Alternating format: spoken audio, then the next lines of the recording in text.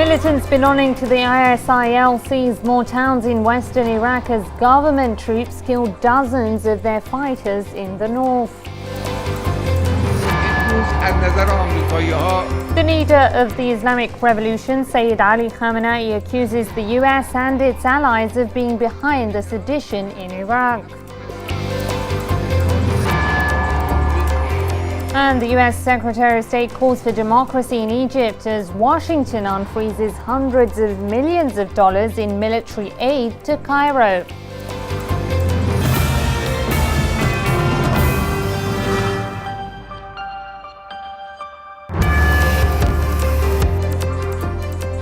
Hello there, you're watching Ali Tijah World News and I'm Fatima Basim.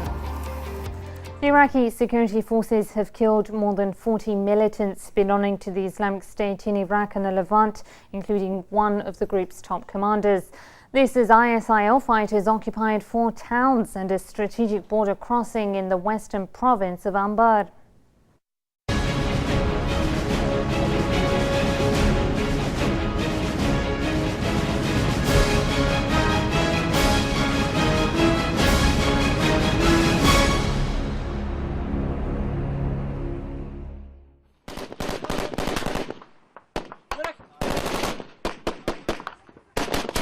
In an effort to root out fighters from the Islamic State in Iraq and the Levant from the northern part of Iraq, the Iraqi army has made huge strides with relentless aerial bombardments targeting militants' position in the city of Tikrit and Mosul. Iraqi State TV announced that at least 40 extremist fighters were killed in the airstrikes in the capital of Salahuddin province, as the military makes its push towards Mosul, which has been under full ISIL control for the second week running. Further west, the Defense Ministry announced the killing of a top commander in the city of Fallujah, along with 3 of his aides. While government forces achieved notable gains in the north, the ISIL has countered those advances by seizing ground in the western Anbar province. A strategic border crossing and 4 other towns in western Iraq fell under the control of the militants. Fighting has been fierce for control of the Al-Qaim crossing, which borders Syria's Deir ez-Zor province, where ISIL controls a number of towns.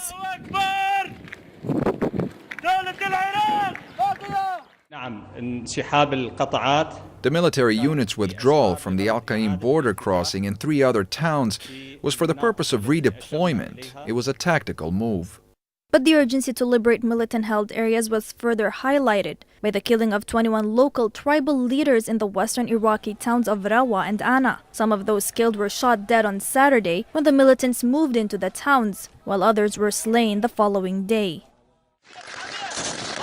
As fighting intensifies between ISIL and the Iraqi army in various parts of the country, over 1 million Iraqis have fled the fighting in search of safety. Camps set up by the UN Relief Agency have been flooded by displaced families, waiting and hoping for the day when they will finally be able to return to their homes.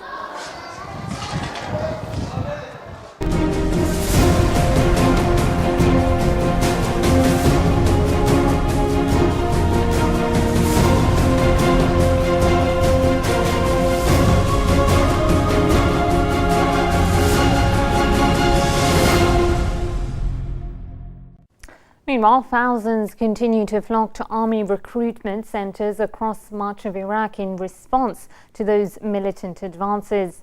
Many had heeded calls by the top Shia religious authority Ayatollah Sayyid Ali Sistani for all of Iraq to unite and fight against the ISIL.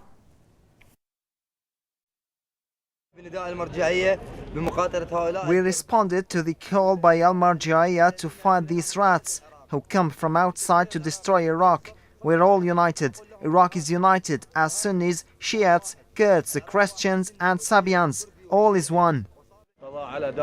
We responded to Marja'iyah's call to wipe out ISIL and those who support them. This is the cause of a country and it's not a cause of a Sunni or Shia. We have to cooperate to terminate the rats.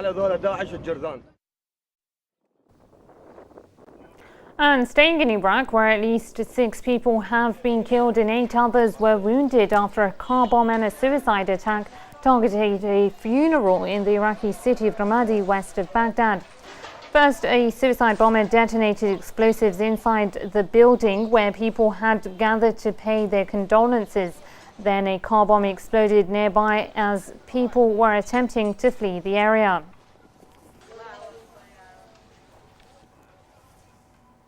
Let's speak to our Iraq correspondent Wissam Al-Bayati. Wissam, how successful has the army been in trying to recapture cities under ISIL's grip? Wissam, I'm going to repeat the question if you didn't hear me. How successful has the army been in trying to recapture cities under ISIL's grip? We do apologize. We seem to have lost our correspondent Wissam Al-Bayati.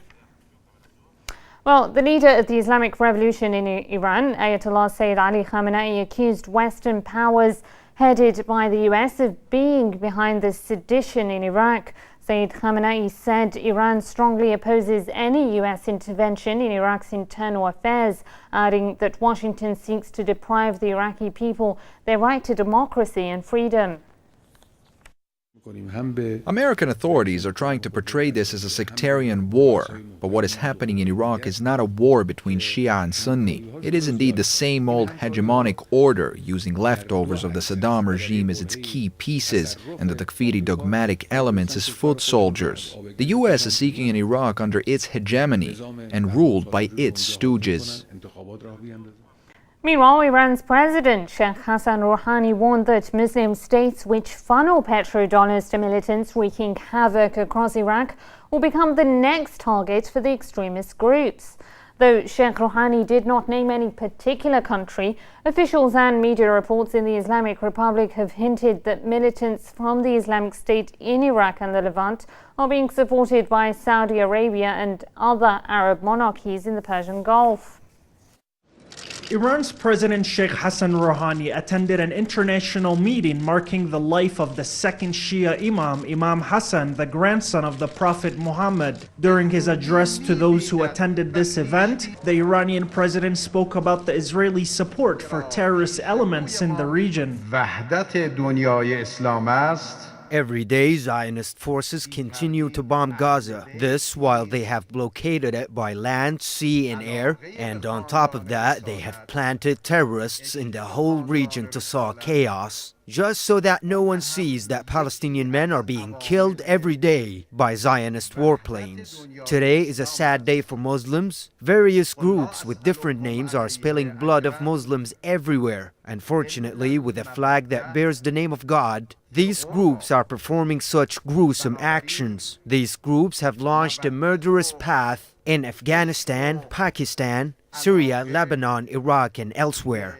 Sheikh Hassan Rouhani also issued a stern warning to regional countries of the potential consequences of financing militant groups in places like Syria and Iraq.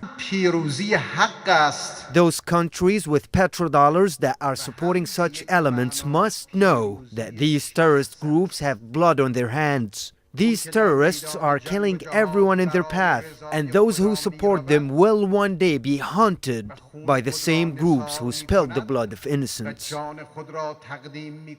The latest comments by Iran's president concerning the regional turmoil came on the sidelines of the Subt al-Nabi International Congress commemorating the life of Imam Hassan. Muslim men from a total of 15 countries, including the UK, Sudan, Iraq, and Thailand, are attending the two-day event. Other issues being discussed at the Congress include tools being used to create divisions in the Muslim world, especially extremism and terrorism. These people that are creating turmoil in the region should be stopped. Events like this help identify these elements to put an end to them. If all Muslims unite against them, they will choke and go away. These terrorist elements, I believe, are supported by the US and its allies and have a huge agenda for the region that benefits no one but the Zionists. They will try to fully conquer the region with their cronies on the ground. During the event, Iranian President Sheikh Hassan Rouhani unveiled the website Wiki Shia, the largest internet-based encyclopedia about Islam's Prophet Muhammad and his household. At a time when Takfir militant groups have made it clear that they want to destroy the name of Islam by committing atrocities in the name of that religion, Iran has brought together men of religion from across the world to shed more light on those terrorist groups and to show the world that they are not affiliated with Islam, nor do they represent that religion. Reporting for AEE TV, Hussein Dabash, Tehran. For his part, the US Secretary of State John Kerry urged Iraqis to accept a unity government.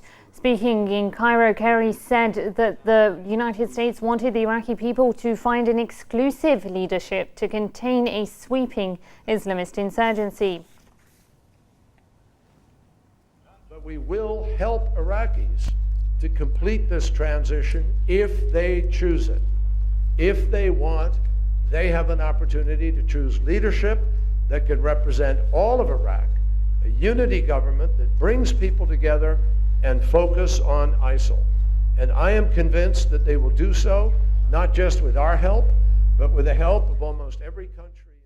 Let's go back to our Iraq correspondent Wissam Al-Bayati and try that connection once more. Wissam, how successful has the army been in trying to recapture cities under ISIL's grip? Yes, in fact, the Iraqi army is preparing to launch a wide range of military operations in these three provinces, including Hilla in the south, as the militants have actually occupied several places in this area, in addition to the local authority in the province of Hilla has actually mobilized more troops in and around the city to prevent any further attacks and any penetration by the ISIL militants inside the province of Hilla. At the same time, the volunteers who have volunteered to defend their country have been actually well equipped, and according to the top security leaders, they have stated that every single volunteer has received his own ammunition and even arms, weapons, and everything else. So far, the Iraqi armed forces are still waiting for new orders from the Chief of Staff of the Iraqi Armed Forces, which is the Iraqi Prime Minister Nouri al-Maliki. And at the same time, they are preparing to, as I mentioned, to launch wide range of military operations, which includes all the departments in the Iraqi Armed Forces, especially the Iraqi Artillery and the Iraqi Air Force. Yes.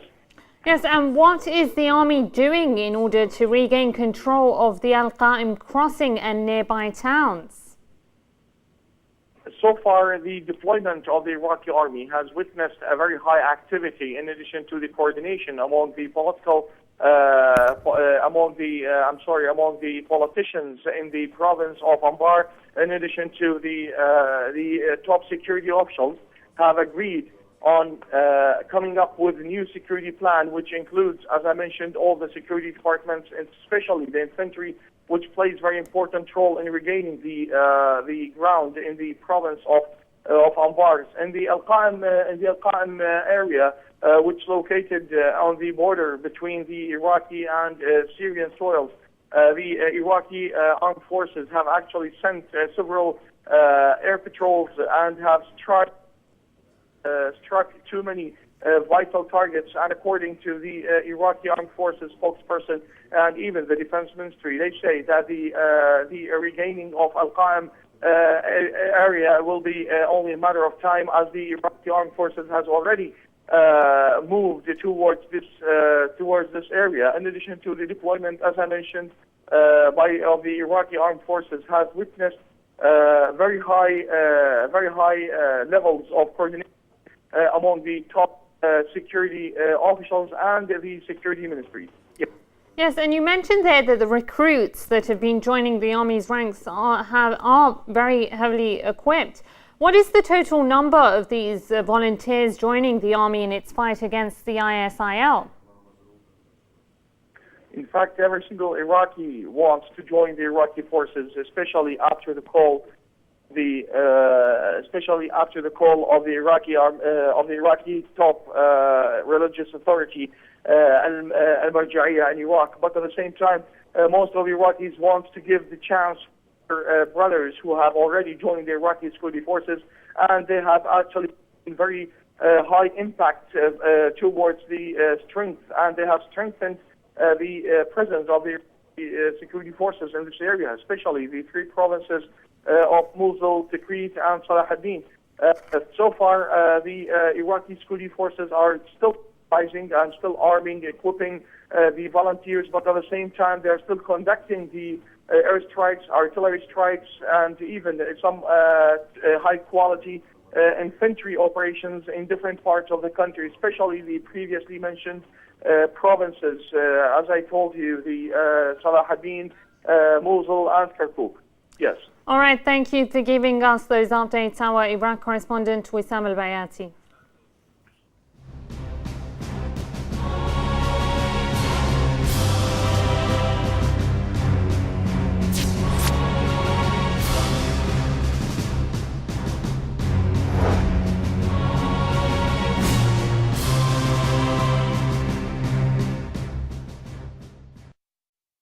After more than a decade of failed military adventures, the American public has become extremely war-weary. Hundreds staged rallies in several U.S. cities against any form of U.S. military involvement in Iraq, calling on the Obama administration not to send additional troops to Baghdad. Hundreds of protesters gathered in downtown Los Angeles on Saturday to voice their opposition to the Obama administration's announcement that it would be sending more military advisors to Iraq. The crowd shouted slogans in protest of the Pentagon's actions and called on the American people to protest all forms of intervention. The purpose of this demonstration is to stand here in Los Angeles in coordination with over 20 cities across the country to send a clear message to this administration that the people do not want another war in Iraq, and if they continue the escalation that they've already started, there's going to be a people's movement in the street fighting them every step of the way. The protesters came from all walks of life, and many had personal reasons for joining the crowds. The first reason I came here was that I met a few years ago small Iraqi children, and I held them and I looked into their eyes and they were hurt. One was blinded, she was 3 years old, cut open from U.S. fire, and she lost her mother and she lost 2 brothers, and she looked into my eyes and she thought I was her daddy. She said, the little girl, and she said, "We want peace," and that changed my mindset over why we're really there. But others pointed out that the present crisis in Iraq was caused by the United States and Great Britain over a decade earlier. We aren't bringing any freedom to Iraq or Kuwait or anywhere else or Afghanistan. What we're doing is killing people in order to take control of resources for large multinational corporations. People in Washington, D.C. also held demonstrations in front of the White House. Reports indicated that similar protests took place in many cities across the country from Friday to Saturday, including in the state of California, where protests erupted in both Sacramento and San Francisco. Well, the U.S. Secretary of State John Kerry has paid a surprise visit to Egypt to call for democracy in the tumultuous country. This as Washington unfroze $572 million in military aid to Cairo on the sly. U.S. Secretary of State John Kerry may not have been expected when he dropped by in Egypt, but he certainly was received with open arms.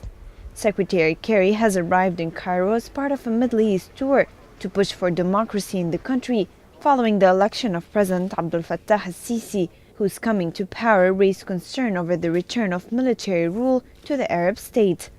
Washington's top diplomat has met with his Egyptian counterpart Sameh Shoukry and is set to meet with former Army Chief Sisi to urge more political freedoms and tackle the country's frail security situation. For Egypt, this is also a moment of high stakes, as well as a moment of great opportunity. Perhaps the greatest challenge that the new government faces is providing economic opportunity for Egyptians who seek and deserve a better life, including the millions of young people who have played an instrumental role in their country's historic political change.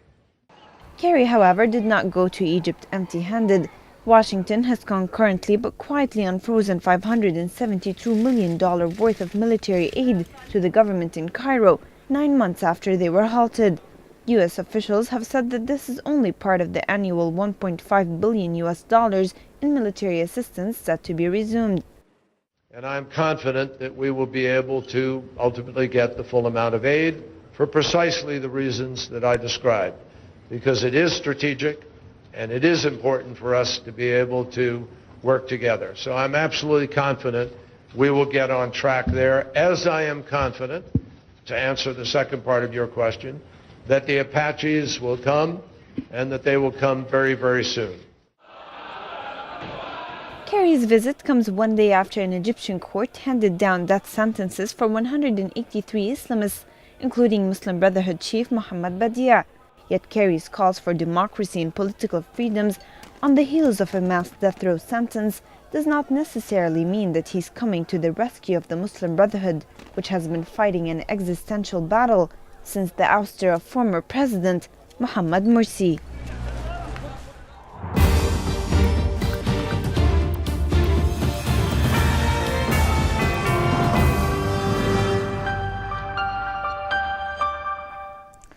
The Syrian army has launched an assault to oust militants from the foothills of the Qalamun mountains north of the capital, Damascus. Government troops already took parts of the strategic Qalamun region near the border with Lebanon back in April. However, militant fighters were able to withdraw to the hills and launch attacks from there. According to state television, Syrian troops have taken some hills overlooking the Ranquz plain and are now pursuing terrorist groups who are trying to infiltrate the Lebanese border. This as the Syrian government reached a ceasefire agreement with various militant groups in the besieged Palestinian Yarmouk refugee camp in the capital Damascus. According to Syrian state TV, the latest deal was sponsored by both the Syrian government and the Palestinian Liberation Organization. Under the agreement, heavy weapons are to be removed from the camp, barriers are to be taken down, and an internal force is to be created to ensure the camp's security. Previous agreements aimed at ending the fighting in Yarmouk, however, have all collapsed.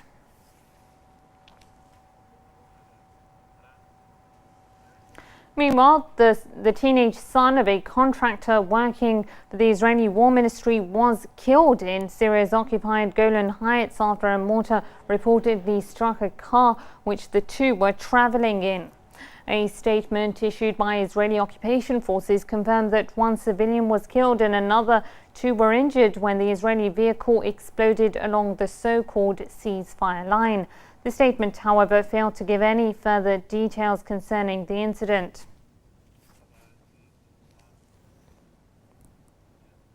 Two Palestinian men were killed and 10 others arrested in a fresh wave of Israeli raids in the occupied West Bank. The latest casualties come amid an ongoing operation by occupation forces in their apparent search for 3 missing Zionist settlers. It's the 10th day since 3 Israeli settlers went missing. And now 2 more Palestinians have been added to the growing list of fatalities in the apparent search operation which began last Sunday. Israeli occupation forces carried out a fresh wave of arrests at dawn in the West Bank city of Nablus. In the ensuing clashes, 27-year-old Ahmed Fahnawi was shot dead while on his way to pray. Later in the day, 30-year-old Muhammad Tarifi was also shot dead during clashes in central Ramallah in an incident that resulted in another 5 people being wounded. The Israeli Prime Minister Benjamin Netanyahu justified the cold-blooded killing as self-defense. We are in the midst of an ongoing focused effort to return our sons home. We have no intention of hurting anyone maliciously, but our forces are behaving in the manner necessary for their self-defense, and occasionally there are fatalities or wounded on the Palestinian side as a result of our forces' self-defense actions. The brutality has become a daily routine carried out by occupation forces, who have stepped up their violations of Palestinian rights as part of the so-called Operation Brothers Keeper, apparently aimed at finding the missing Israeli teens and cracking down on the resistance group Hamas, which the Israelis have accused of being behind their disappearance. However, the Palestinian Authority President Mahmoud Abbas was not convinced that the Israelis have concrete evidence of Hamas's involvement. That sentiment was echoed by members of the Knesset, who ridiculed the vicious reaction by the occupation forces. The Israeli society is a closed, racist society, a society that wants to commit war crimes against the Palestinian people, and the other side wants to show that they are victims. It's their problem. I don't care about their threats. I'm not going to change my opinion, but I think we have to speak more. So far, occupation forces have arrested more than 340 Palestinians, around two-thirds of them said to be members of Hamas. With no sign of the Israeli settlers, a number of Palestinian deaths, and a growing number of arrests, the Israelis appear to have found yet another excuse for spilling more Palestinian blood. A member with the Democratic Front for the Liberation of Palestine, Sohail al-Nattour, joins me now from our Beirut studios. Mr. Nattour, what is the Israelis' endgame? What are they aiming to get out of this? Well, now everything is clear in his eye that it's not only the pretext used by the Israelis about the disappearance of the three. I think it's clear that the government of Israel, which is the most extremist government, is taking this as a pretext to continue the crackdown not only on Hamas, but probably on all the Palestinian society, taking this opportunity that the whole world is mute. They don't criticize Israel. They don't give any indication that they have to refrain Israel from continuous sweeping and harassing the Palestinians. It was at the beginning in one city in Hebron, then the neighborhood of Hebron, then they went to Ramallah, and now they are in Naples. So what's left? It's a complete failure for them to say and to recognize that their capacity, their military capacity, their intelligence capacities are in complete failure to find any indication about this operation. If there is an operation of imprisoning some three Israeli soldiers, it's demonstration that the group accused to be behind this is very clever, studied the Israeli reactions and studied all the steps.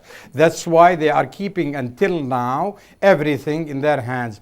So this failure is giving a pretext to push from the Israelis on one hand against the people of West Bank, to push completely the people that your capacity, your authority is so weak.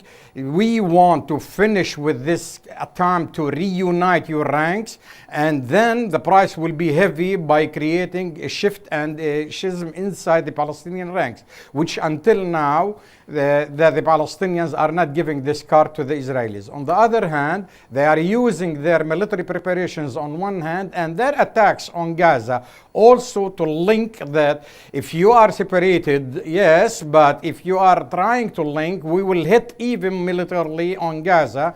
So it's a hit politically and widespread to imprison the whole capacity on dignitaries and the leaders of the society in the West Bank on one hand, and to paralyze the life of Gaza by attacking militarily with the continuous besiege of Gaza by closing the tunnels and the entry.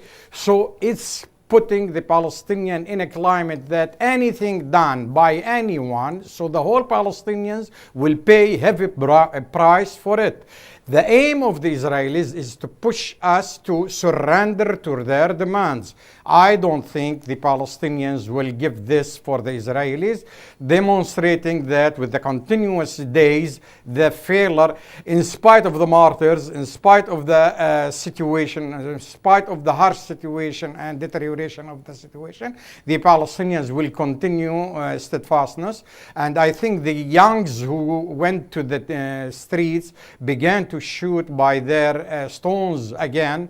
It's a preparation, if the situation will continue, not to surrender, but on the contrary, to have another third intifada with the capacity of the people.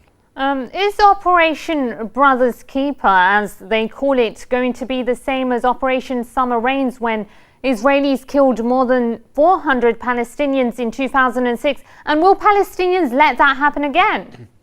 I don't think that the Palestinians like to have a big military war against them by the Israelis in the situation actually, not because we don't have enough capacity and prepared to go to war, but at least because we don't have the Arab regime support enough to restrain the Israelis and to put a frame. And I think if the Israelis were realizing that their capacity to crush our willingness by suffocating us slowly without provoking big fuss of information about any possible attack on the Palestinian civilians, whether in West Bank or Gaza, they'll do it. They'll do it with this suffocation, with this paralysis of our society, with this pressure on the leadership, that some of the leaders, they expect them to lean and to give concessions on the unity of the Palestinian society. All right, thank you for speaking to Al Ittijah, Mr. Sohail Natur, a member of the Democratic Front for the Liberation of Palestine. You're watching Al Ittijah World News, still to come. Libya gears up for legislative elections amid ongoing political turmoil.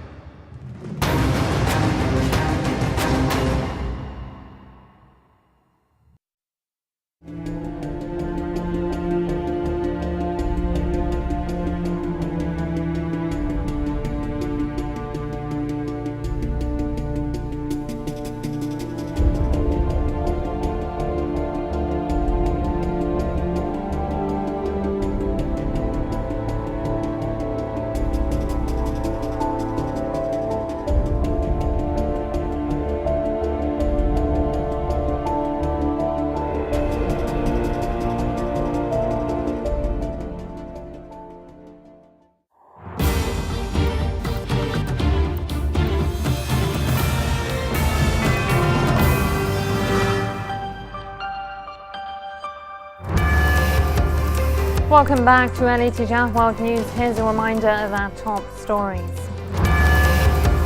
Militants belonging to the ISIL seized more towns in western Iraq as government troops killed dozens of their fighters in the north.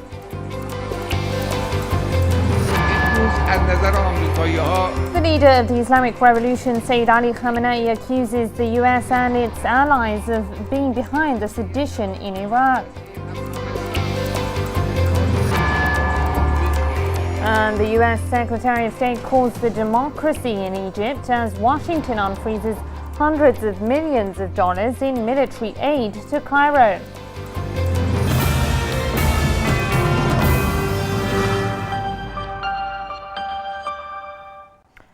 Russian President Vladimir Putin called on Ukraine's leadership and rebels to start genuine dialogue, saying Kiev should halt military operations and guarantee the rights of Russian speakers in the separatist east.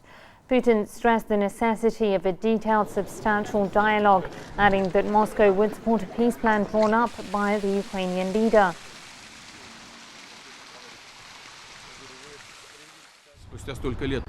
It's necessary to start detailed and substantial dialogue. This will guarantee success. Russia will certainly support these intentions. But at the end of the day, the most important thing is a political process. It's important for dialogue between all warring parties to originate on the basis of this peace plan. Military operations have not stopped. I can't say who is doing this, whether this is a regular army or whether these are the armed units of some right forces, but this is happening. Meanwhile, Ukraine's President Petro Poroshenko has warned of a detailed Plan B if a ceasefire in the eastern regions of the country failed. This as pro-Russia activists vowed that they are ready to fight on if necessary. Ukraine's newly elected President Petro Poroshenko warned he had an alternative detailed plan of regaining control of the southeastern region of the country should his current proposal for a truce, which came into force on Friday, fail to bring results. Though the situation is critical, we have a choice today to resolve the problem peacefully or by war, and we have to exercise this option. We foresee different scenarios, peaceful scenarios, or Plan A, or for those who hope to use the ceasefire to play for time, to regroup their forces. They have to know we have a Plan B. I will not go into details of this plan because I believe that our peace plan will work. The ceasefire in eastern Ukraine took effect on June 20th and will last until June 27th, the day Kiev plans to sign the EU association agreement. Since the truce was announced, tensions have slightly eased in some areas, but the Ukrainian army is still using artillery and the air force in sporadic clashes with pro-Russian activists. While some welcome the ceasefire, anti-Kiev protesters have vowed to carry on with their fight for independence. I see men with fire in their eyes, with decisiveness in their eyes. They are ready to take up their arms and face death for the sake of freedom of their land. I want in the very near future to be in Kiev, along with our Donetsk and Luhansk friends, so that junta would answer for all of those women and children that were killed. I want them to face the trial held by the people. I want them to answer for what they've done. There are no separatists here. There are no terrorists. We are here. We're peaceful residents. Pro-Russia separatists in Ukraine's embattled east have dismissed the ceasefire as fake and continued to shoot at Ukrainian border positions. Nonetheless, no large-scale fighting was reported on Saturday. In Donetsk, a group of armed men gathered in the central square to take a military oath to the self-proclaimed Donetsk People's Republic.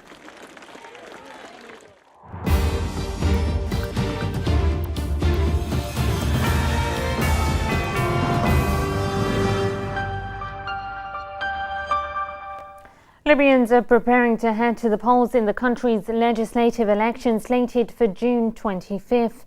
And while most residents in the capital Tripoli are hoping that the elections bring back a degree of stability, the challenges faced by the North African state are daunting. Libya is preparing for its second national election since the 2011 ouster of strongman Muammar Gaddafi. However, the preparations have been marred by growing instability, violence, and the prospect of a low voter turnout. Our hope rests on these upcoming elections. We are hanging by a thread. The previous election let us down. I hope that now we will push our country forward and enforce the law. But the challenges are daunting. Libya's government and parliament are deadlocked. Militias and tribal groups hold sway over parts of the country, and a renegade general has launched his own bloody campaign against Islamist militants in the east. The time to choose the parliament comes at a sensitive time. The fights in Benghazi and what's going on in Darna, all of this is going to affect and sabotage and corrupt the electoral process. For their part, election officials are trying to give assurances that the country is capable of holding a fair and credible ballot. In Benghazi, all signs are positive regarding the execution of the electoral process on the 25th, which means we have reports and communication with everyone through our sub-offices in Benghazi. As a commission and election process, we don't have any problems with the south, except the security events, which will be handled by the local law enforcement there. Meanwhile, Libyans living abroad began casting their ballots at 22 polling stations in a total of 13 countries. The process looks unlikely to resolve the country's political paralysis, however, as the turnout is expected to be low. Over 1.5 million voters have registered, which make up roughly half of the 2.8 million which registered in July of 2012 in Libya's first free election in more than 40 years.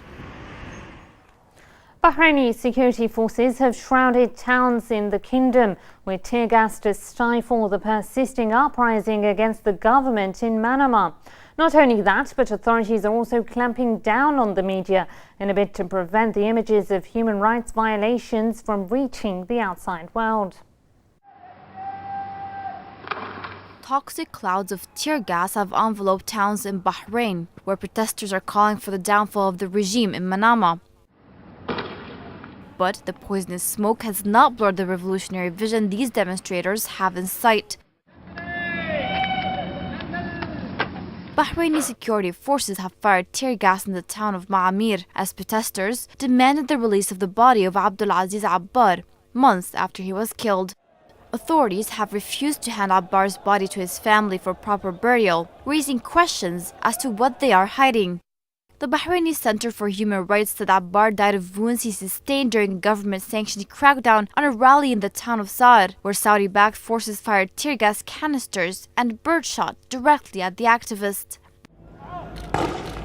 The government claims it has nothing to hide, despite its record of human rights violations. Manama's crackdown against the opposition, it seems, has also targeted the media to cover up the dark side of the kingdom. Human Rights Watch has condemned Bahrain's clampdown on the media, accusing it of arbitrarily detaining photographers who have covered protests and convicting them in unfair trials. 4 award-winning photographers are either in jail or facing criminal charges in a blatant breach of the right to freedom of expression. Photojournalist Ahmed Al-Fardan told Human Rights Watch that the first question he was asked was about his camera. Police clad in civilian clothes confiscated 2 of his cameras, hard and flash drives. Despite all efforts to put on a show of an idealistic kingdom that has vowed to carry out reforms to aid the cause of its people, the heavy-handed crackdown against the opposition brings to light what's actually behind the scenes. A court in Saudi Arabia has sentenced 5 young Shia men to jail terms ranging from 3 to 6 years for allegedly insulting the kingdom's flag during anti-regime protests. The protesters were accused of lowering the national flag from a school during demonstrations in the eastern province of Qatif and replacing it with a black banner. Protests against the ruling monarchy in the eastern province erupted in 2011, which was followed by a brutal security crackdown that left dozens dead and hundreds imprisoned.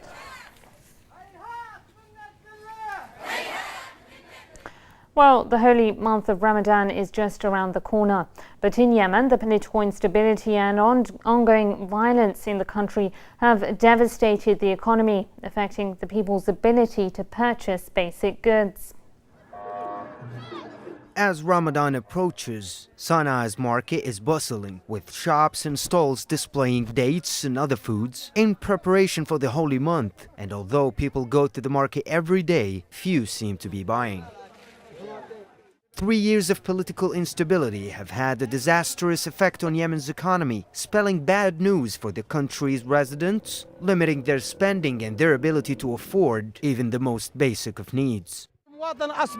Because of the security situation, everybody, whether non-commissioned officers, soldiers, laborers or farmers, all are very short of money. We are therefore calling upon the government, officials and political parties to stop their media polemics which destroyed the country and to provide basic supplies for the people.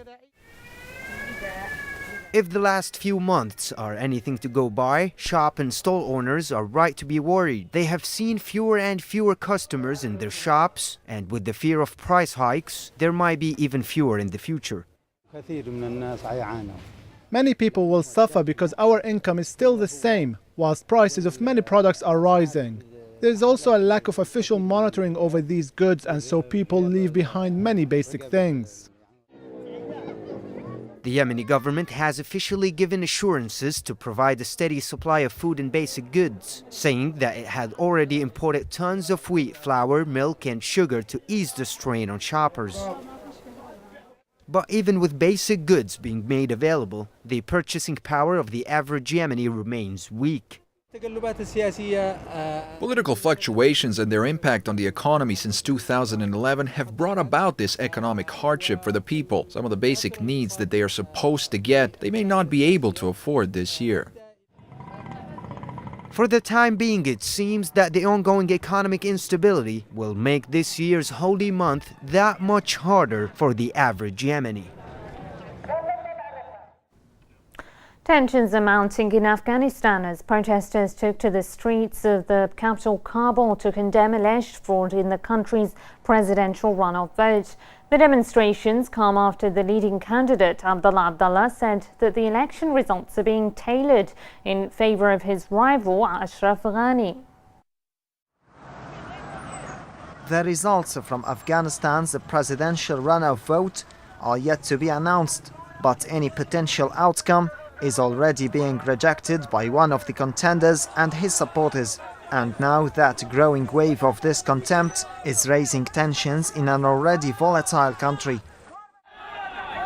The supporters of former Foreign Minister Abdullah, who stood in the elections against ex-World Bank economist Ashraf Ghani, took to the streets of Kabul to protest against what they say would be an unfair outcome of the vote. We are protecting our votes and our rights. We went to cast our votes despite many difficulties, but the clean votes are now contaminated. The Independent Commission is not independent. They are working for certain people or groups, and we want to cast our votes for the right candidates. Abdullah is accusing outgoing President Hamid Karzai of working to bring Ghani to power. He dropped out of the vote counting process earlier this week, threatening the first democratic transition of power in the country's history. Amid an expanding Taliban insurgency and a foreign troop pullout scheduled for later this year, the United Nations has urged Abdullah to return to the electoral process. For its part, the Electoral Commission decided to delay the release of the results to avoid a further escalation. However, the fact that vote counting is continuing suggests that Afghanistan's rival political factions are far from resolving their differences. All right, here's a reminder of our top headlines. Militants belonging to the ISIL seized more towns in western Iraq as government troops killed dozens of their fighters in the north. The leader of the Islamic Revolution, Sayyid Ali Khamenei, accuses the US and its allies of being behind the sedition in Iraq.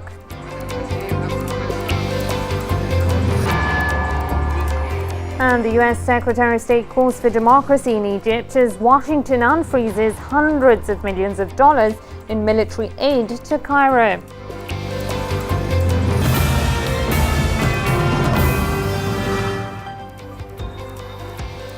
Well, that's all from me and the Al Jazeera News team. Thank you for watching and good night.